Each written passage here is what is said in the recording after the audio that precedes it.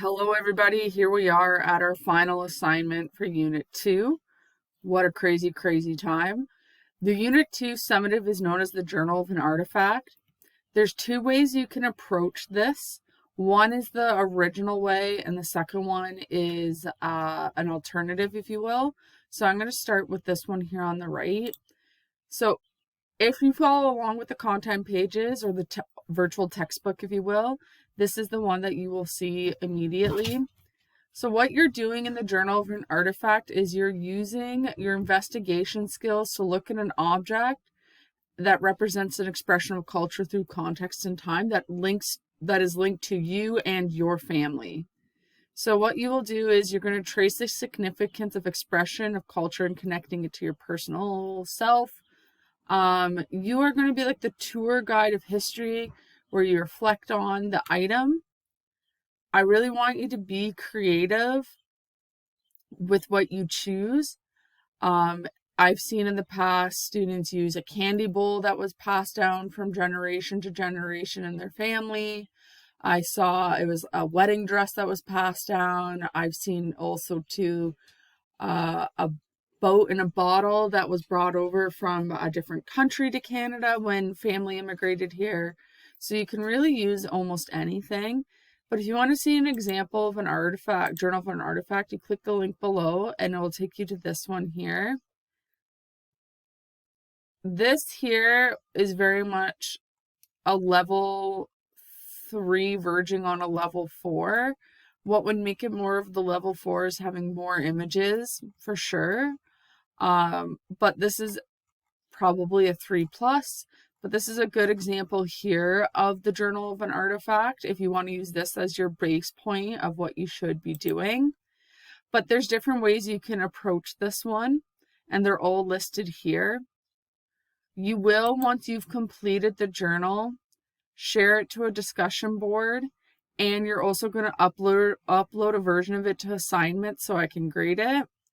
If you want to see the importance of an artifact and why importance of why artifacts are important to history, if that was even a sentence, you can click this supplementary reading here. It's not mandatory, but it may help you really be able to navigate how to approach the assignment. So that's the first version there. Now, if we go to the next version, which is the alternative, if you have read the daily post, a lot of students from previous versions of HSC were like, there should be a different way of doing this. And this is what I came up with. So same information here.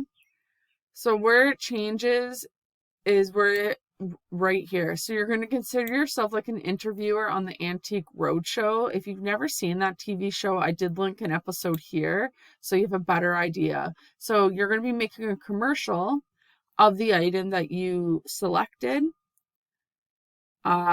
You're going to reflect on the history and the importance of the artifact. Once again, could be anything. You explore how it connects to the owners. So it could be your grandma, your parents, whoever, and your experience in Canada. Once again, really making sure you're being creative. In this case, in the commercial, you do not have to film yourself, but if you do want to, that is totally fine. You do need to include a voiceover if you're not filming yourself, and at least a picture of your artifact. The format should be able to be viewed by me to ensure it's accessible for grading. So if you do make a video commercial, you do need to make sure it's in a way that it is openable. I am able to open. If you're not sure, you can always send it to me ahead of time, and I'm more than happy to let you know if it's accessible or not before you do a final upload.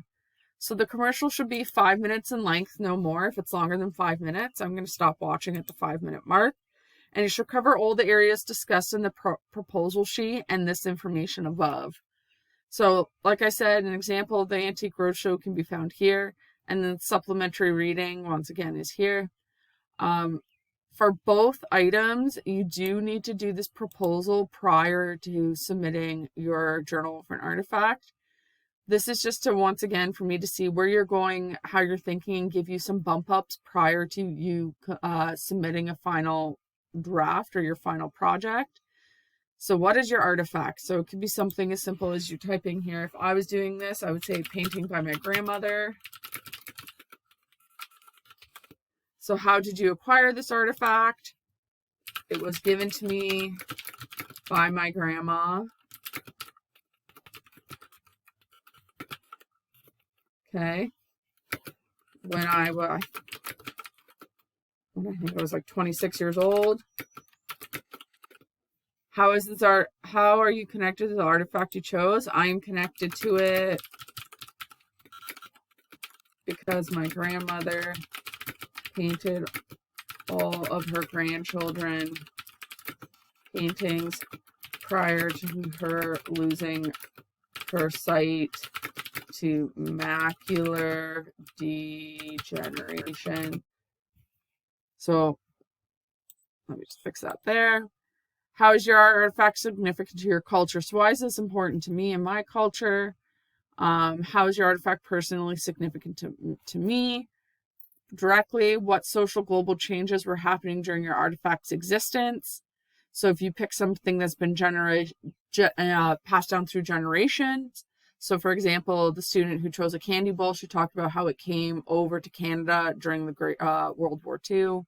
Who were the owners of this artifact? Are they significant? Why? I've been the only owner in this case. List up to 3 dates in history that are significant to your artifact. Why? 3 dates for me for this one would be me completing teachers college, moving out, and getting engaged. That's what those have all been a part of. Do you want to say what do you want to say to the viewer about your artifact? What will be your approach? That's just to help me understand how you're sharing this artifact with the audience. How will you choose to present your artifact, and then which way you chose. And if you choose the alternative, you can say alternative commercial. Okay.